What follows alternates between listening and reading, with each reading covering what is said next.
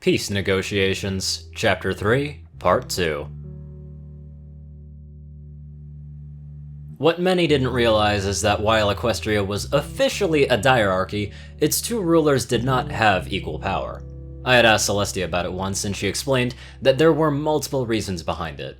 Mostly, it was to prevent repeating history. Before Luna's banishment to the moon over a millennium ago, Equestria has been a true diarchy. When Luna had turned into Nightmare Moon, it had nearly caused a civil war that Celestia just barely managed to contain. When she returned, the sisters had discussed it and came to the conclusion that one needed to have more official power than the other. Celestia was the obvious choice for this role, and she had not been gone for centuries. Celestia looked back to Luna. If your goal was not to enslave Liam, then what was it? It only took Luna a moment to respond. I was trying to be rid of him, she said unashamedly. Clearly, but why, Luna? He is a nuisance. Celestia deadpanned at that statement. Luna, the two of you have hardly said two words to each other since Liam's arrival to Equestria. It was clear from the beginning that you didn't like him. Nuisance to you or not, that does not give you the right to try pawning him off on someone else through the legal system. Not to me! He is a nuisance to you, sister! Luna shouted. Celestia was clearly confused at that revelation. I do not recall Liam ever being a nuisance to me. How did you get that idea in your head? When he arrived, you let him stay in the castle and all of his needs have been met. You have been extremely accommodating, and what does he do in return? He laces about, doing nothing but eat and read. He does not work, and I don't think he has left the castle once since he has gotten here. I believe he is... what's the word? A mooch. He is a mooch, Luna said, pointing at me accusingly. When Luna was done ranting, the room fell silent again. Personally, I could not believe that I just got called a mooch by a talking horse. Luna, Celestia started. Liam is not a mooch. I keep a close watch on everything I can in this castle, and almost none of what you said is truthful. He may not have a job, but that does not mean that he laces and does not work. I talk to the maids whenever I get a chance, and they say that he helps them do their jobs on a regular basis. Just today, he was helping them clean some of the spare rooms. It was a little weird to find out that the maids like to gossip about me to Celestia, but it was nice to find out that they had good things to say. Captain Armor has reported to me on numerous occasions that Liam's presence has been nothing but good for our guard as a whole. According to him, when Liam walks into the barracks, the troops gather around like fools trying to get him to teach them another card game from his world. I didn't know about the gather around like fools part, but they did like to pester me about card games. I swear, you teach one guy how to play trash and the rest swarm like locusts. It's all in good fun though. And we'd be here all night if I went into what the Royal Librarian had to say about him. What? I'm in the library all the time and I'd never seen Celestia there once. When had she spoken to the librarian? Actually, now that I think about it, I'd never heard the librarian speak. From the very beginning, our interactions consisted of me talking or asking questions, and she'd respond through gestures and facial expressions. I hadn't even thought about that until now. I always assumed that she just liked to be quiet because it was a library. It made me wonder what she had said to Celestia. I don't know why he chooses to not leave the castle, but that is none of my business. Neither is it yours, Luna. Wait, Celestia was the one that ordered me not to leave the castle all those months ago. Did she forget that? I'd have to ask her about it later.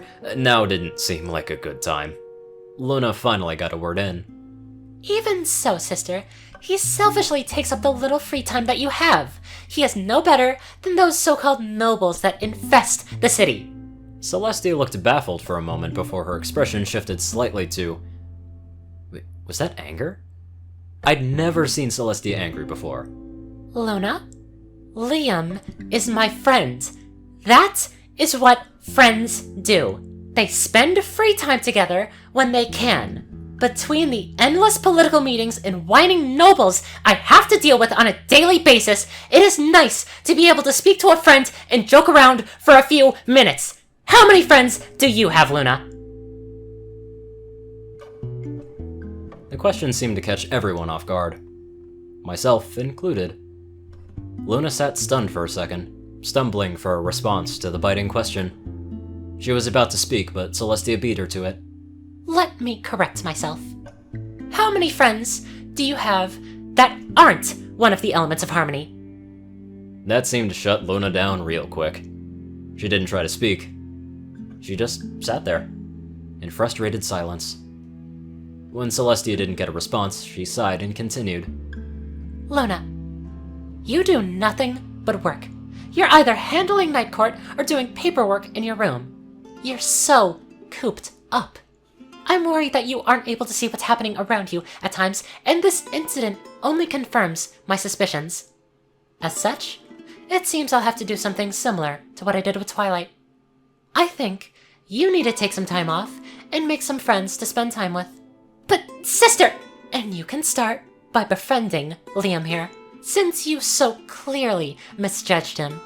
You will not hold night court or receive any official papers until you have become friends with Liam and at least one other pony. It will be Liam's call when he considers you a friend. Whoa, that was a lot of responsibility to just thrust onto my shoulders, and I knew there was no way Luna would go along with it. After contemplating for a second, Luna spoke in a near whisper. But how are we supposed to do that? Wait, what? She actually went along with it? This night was just full of weird twists. I felt like I was going to wake up the next day with neck pains from the whiplash. That is for you to figure out. Maybe if you asked nicely, Liam would be willing to help you make friends with others. He seems to be good at making friends around the castle. However, befriending him is your responsibility. Liam will decide when he considers you a friend, and will report to me when he forgives you for what you've tried to do, intentionally or not. Do I make myself clear? Yes, sister, Luna said dejectedly. Celestia turned to the cushion hoarder in the corner. I think it would be wise for you to do the same thing, Chrysalis. While you don't have paperwork to be doing, and I won't force you to go along with this, it may be beneficial for you to seek forgiveness as well. After all, you are just as guilty of attempting to enslave Liam as Luna is, and the public's opinion on you is already tenuous at best. This may be a way for you to improve your public image. The only reason I am not being more harsh on you is because you are new to being a citizen of Equestria, and may not know the nuances of how things work here. However, should you try something like this again, your punishments shall be more severe than Luna's. Is that understood? Yes, Princess Celestia. Chrysalis gritted through her teeth. You may still govern your people, but you answer to a higher power now. I suggest you remember that. Seeing this side of Celestia was kinda freaky. I was used to the lighthearted, joking princess, not the threatening intimidator before me now. I guess immortality wasn't the only thing that kept her on the throne for as long as she had been. The two of you may return to what you were doing, Celestia said. I need to speak with Liam. Luna's horn lit up, along with the door handle before it swung open. The lunar princess left without another word. Chrysalis shot each of us another glare for good measure before leaving as well. And then there were two. I wondered what Celestia wanted to talk to me about after that episode. I didn't have to wait long, as the door swung closed again and Celestia turned to me. She looked exhausted. Are you alright there, princess? I asked. I'm fine, just tired, but that's nothing new. If you say so, I conceded. I couldn't help but notice that you didn't say a single word throughout that entire conversation. Well, I thought you had it covered. I had nothing to add, so there wasn't much point in me joining in. You are a very passive person. Do you know that? She asked. My only response was a shrug. She gave an amused snort. Never change, Liam.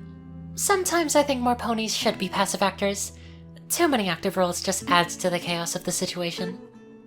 We sat for a few more moments, enjoying the silence before she picked back up. What is your opinion of Luna's punishment? It was very abrupt, I said. I would imagine so. I came up with it on the spot, and I've been worried about Luna's non-existent social life for a while now, and this conversation has only confirmed my fears. To think that they would manifest in such a way?